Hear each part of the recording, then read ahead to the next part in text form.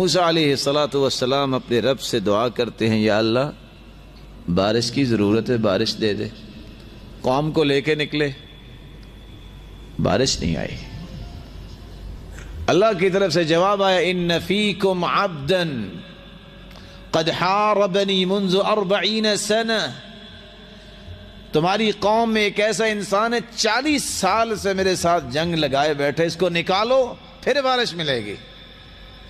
موسیٰ علیہ السلام نے آواز دی، یا من حارب اللہ منذ 40 سنہ اخرج، ساری دنیا کو بارش کی ضرورت ہے، تمہاری وجہ سے بارش نہیں ہو رہی، نکلو۔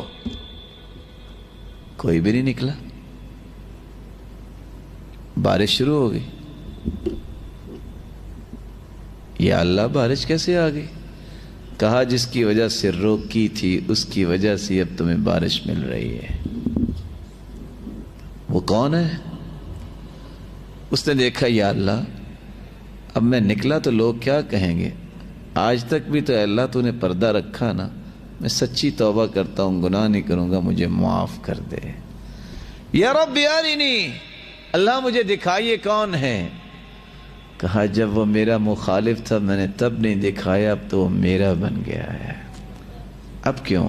حضرت موسیٰ علیہ السلام کے زمانے میں بارش نہیں ہو رہی، لوگوں نے کہا جی بارش کی دعا کریں۔ انہوں نے لوگوں کو لے کر 2 نفل پڑھے اور دعا کی تو دھوپ اور تیز ہو گئی۔ تو موسیٰ علیہ السلام نے عرض کی، یا اللہ ہم نے بارش کی دعا کی، آپ نے دھوپ اور تیز کر دی۔ تو اللہ نے کہا، موسیٰ یہ تیری امت میں ایک آدمی کھڑا ہوا ہے، پچھلے 40 سال سے میرا نافرمان ہے، کوئی ایک نیکی اس کی زندگی میں نہیں ہے، جب تک وہ کھڑا ہے نا اس کی نحوست سے بارش نہیں ہو سکتی، وہ نکل جائے گا پھر کروں۔ موسیٰ علیہ السلام نے اعلان کیا، بھائی ایسا ایسا جو بندہ ہے اللہ کے واسطے نکل جاؤ، ساری قوم کو برباد نہ کرو۔ اس نے یوں دیکھا پھر یوں دیکھا، تو کوئی اور بھی ہوئے میرے ورگا، پر لدھا ہی کوئی نہیں۔ پھر کہنے لگا، لو خرجت ففضحت نفس، اب اگر میں نکلتا ہوں تو ذلیل ہو جاؤں، لو مکثت، اور اگر میں کھڑا ہوں تو بارش نہیں ہوگی، سارے لوگ تباہ ہو جائیں گے۔ تو اب وہ کہنے لگا، یا اللہ اب ذرا غور کریں، اب یہ جو اللہ کو پکار رہا ہے نا، اللہ کی محبت میں نہیں، اپنی عزت بچانے کے لیے، اپنی عزت بچانے کے لیے، پھر بھی میرے اللہ نے کیا قدر کی۔ آپ کو پتہ چل جائے کہ یہ بندہ میرے ساتھ 2 نمبری کے لیے اکرام کر رہا ہے تو آپ اس کا گھر چھوڑ کے بھاگ جاؤ۔ تو وہ اللہ سے ڈر کے نہیں کر رہا، عزت بچانے کے لیے کر رہا۔ کہنے لگا، اور بات بھی اس نے یہی کی، یا اللہ عصیتک 40 سنة فأمہلتنی جئتک تائبا فاقبلنی، یا اللہ 40 سال تیری نافرمانی کی تو مجھے چھپاتا رہا، آج میں توبہ کرتا ہوں، میری عزت رکھ لی۔ ابھی اس کے زبان پہ الفاظ تھے کہ ہوا کا رخ بدل گیا، بادل اٹھے، بارش شروع ہو گئی۔ تو موسیٰ علیہ السلام نے عرض کی، یا اللہ بندہ تو ایک نہیں نکلا، بارش کیسے ہو گئی؟ تو ہوئے ہوئے ہوئے ہوئے ہوئے ہوئے، میرے اللہ نے کہا،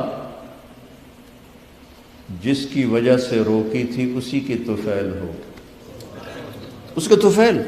یا اللہ یا اللہ، اتنی جلدی بھی کبھی صلح کے بعد دوستی ہوتی؟ صلح کے ماں سے بھی صلح ہو تو دل ٹھیک ہوتے ہوتے وقت لگ جاتا ہے، ماں کا۔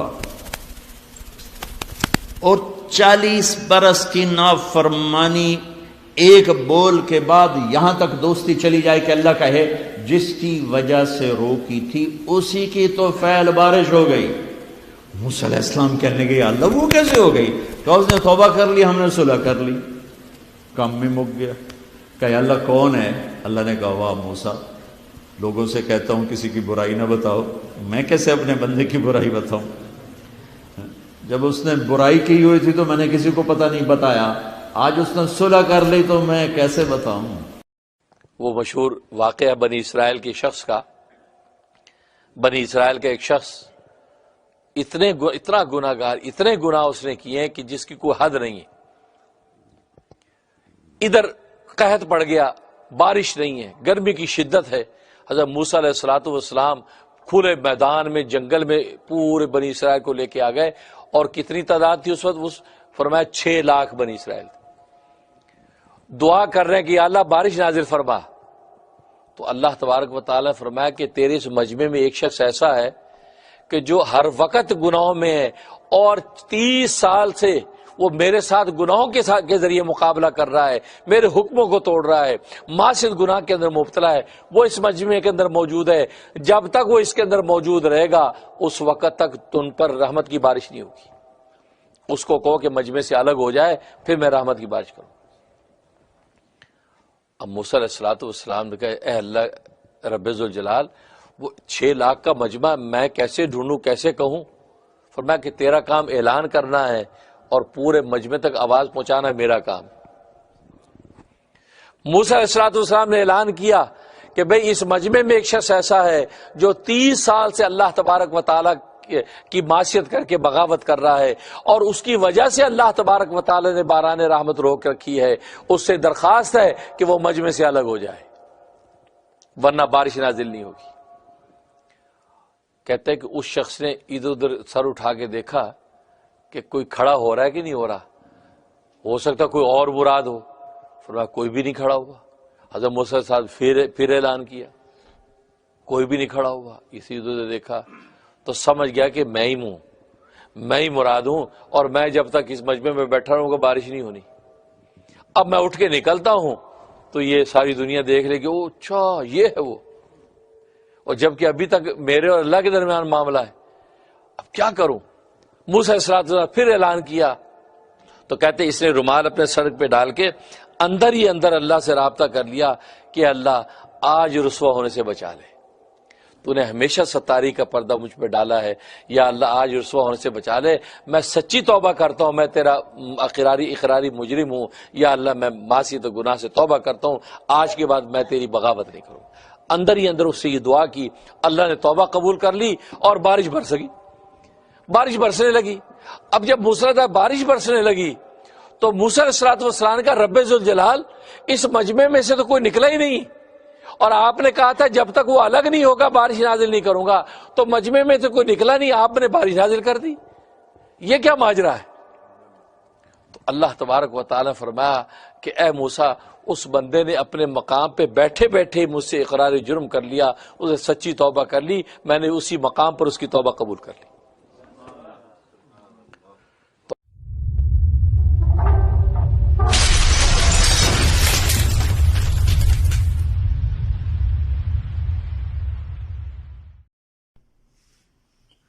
السلام علیکم ورحمۃ اللہ وبرکاتہ. الحمدللہ رب العالمین والصلاة والسلام علی اشرف الانبیاء والمرسلین نبینا محمد وعلی آلہ وصحبہ اجمعین. اما بعد، اعوذ باللہ من الشیطان الرجیم. بسم اللہ الرحمن الرحیم.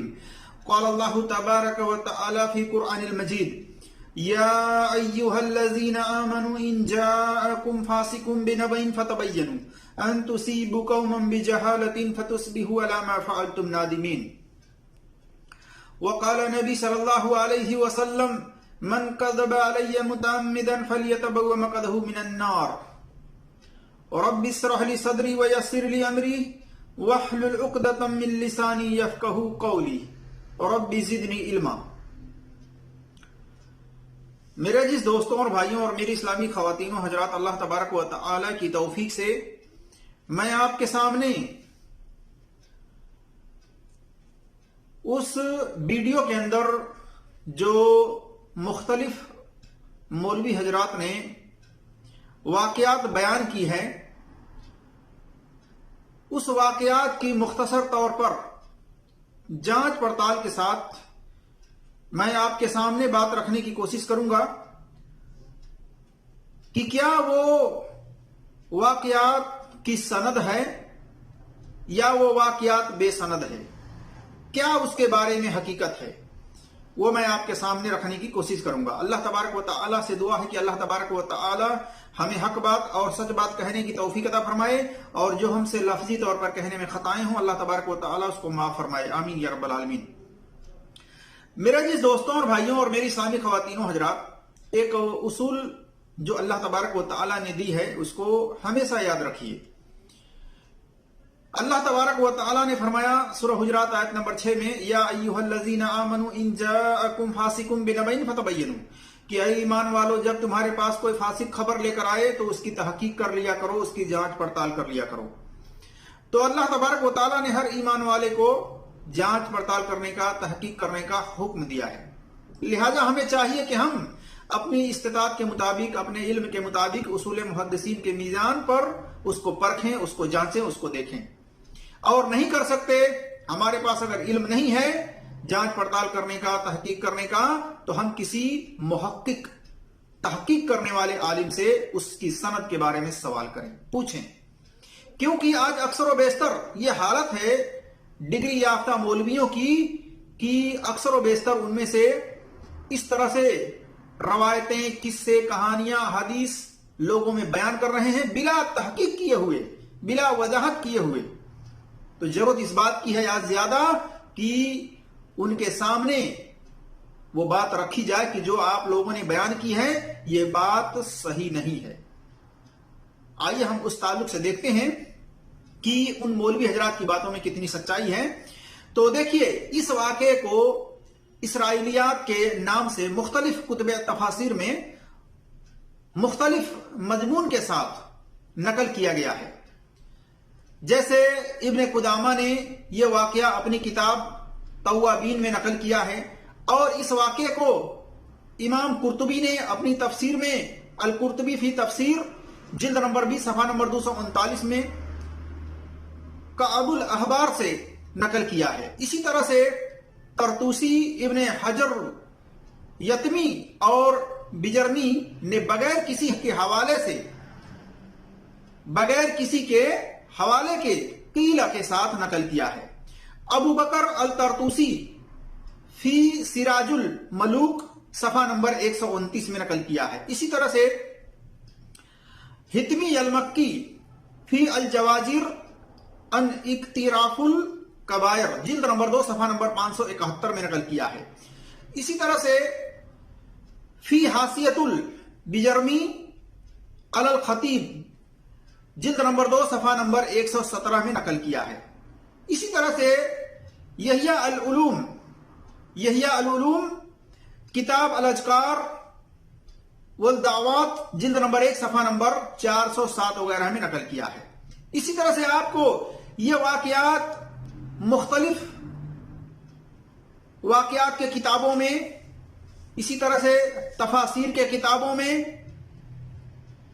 और तौबा की फजीलत के ताल्लुक से जो मौलवी हजरात बयान करते हैं उसके अंदर, और तौबा की फजीलत पर जो किताबें हैं उसके अंदर भी आपको ये वाक़यात मिलेगा। तो देखिए, पहली बात यह है कि इस रवायत की सनद अगर सही हो तभी मकबूल होगी और तभी बयान करना भी दुरुस्त होगा। लेकिन अगर इस वाक़यात की सनद न हो या सनद हो लेकिन वो सही ना हो तो उसका बयान करना बिला वजाहत लोगों के अंदर ये दुरुस्त और जायज नहीं है। तो मेरा जिस दोस्तों और भाइयों, खुलासा कलाम यह है कि इस वाक़े को कुतुब तफासिर में बगैर सनद के नकल किया गया है, और न मतन उसकी सेहत पर दलालत करता है, यानी मतन के एतबार से भी दुरुस्त नहीं है और सनद के एतबार से, सनद तो है ही नहीं तो कहां से दुरुस्त होगा। जबकि अब्दुल्लाह इब्न मुबारक रहमतुल्लाह अलैह ने कहा अल इस्नादु मिनल दीन, कि सनद जो है ये दीन में से है। सनद से ही पता चलता है कि वो वाक़यात, वो बात सही है या गलत है। जैसा कि सही मुस्लिम में हदीस नंबर 7 और 32 पर उनका कौल मौजूद है। इमाम मुस्लिम रहमतुल्लाह अलैह ने अपने मुकद्दमे में उनके कौल को नकल किया है अल इस्नादु मिनद दीन, की सनद जो है ये दीन में से है। अगर सनद ना होती तो जिसके दिल में जो आता वो कहता, और वही हो रहा है आज। देख लीजिए, सनद को देख नहीं रहे हैं मौलवी हजरात, बगैर सनद के चेक किए लोगों में इस तरह से वाकयात और किस्से कहानियां धड़ल्ले के साथ बयान करते फिरते हैं। इसी तरह से बेसनद बात बयान करना यह बातिल है, मरदूद है। बेसनद बात बयान नहीं करनी चाहिए। इसी तरह से अल्लाह के रसूल सल्लल्लाहु अलैहि वसल्लम ने इसराइलियात रवायत बयान करने के ताल्लुक से एक हदीस में फरमाया है, आप सल्लल्लाहु अलैहि वसल्लम ने लोगों को कहा कि मेरी तरफ से लोगों अल्लाह तबारक व ताला की तरफ से जो दीन है ये पहुंचा दो, अगरचे एक आयत ही हो, और बनी इसराइल से बयान करो, उससे बयान करने में कोई हरज नहीं है। और जिसने जानबूझकर मेरी निस्बत, मेरी तरफ झूठी बात बयान की, वो अपना ठिकाना जहन्नम में बना दे। देखिए, अल्लाह के रसूल सल्लल्लाहु अलैहि वसल्लम ने सही बुखारी के अंदर हदीस नंबर 109, 110 वगैरह में, इसी तरह से ये रवायत सुनन तिरमिजी में हदीस नंबर 2669 में, और सही बुखारी में हदीस नंबर 3461 में, अल मिशकात के अंदर हदीस नंबर 198 में बयान किया, मन कदबा अलैया मुताम्मिदन फलियतबव्वा मक़अदहु मिनन नार, कि जिसने जानबूझ करके मेरी तरफ झूठी बात मंसूब की जिसको मैंने नहीं बयान की है, तो उसको चाहिए कि वो अपना ठिकाना जहन्नम में बना ले। तो मेरे अजीज दोस्तों और भाइयों और मेरी इस्लामी ख्वातीनों हजरात, जैसा कि जानते हैं बेसनद बात झूठ पर मबनी है, और जिसकी सनद सही ना हो वो भी झूठ पर मबनी है।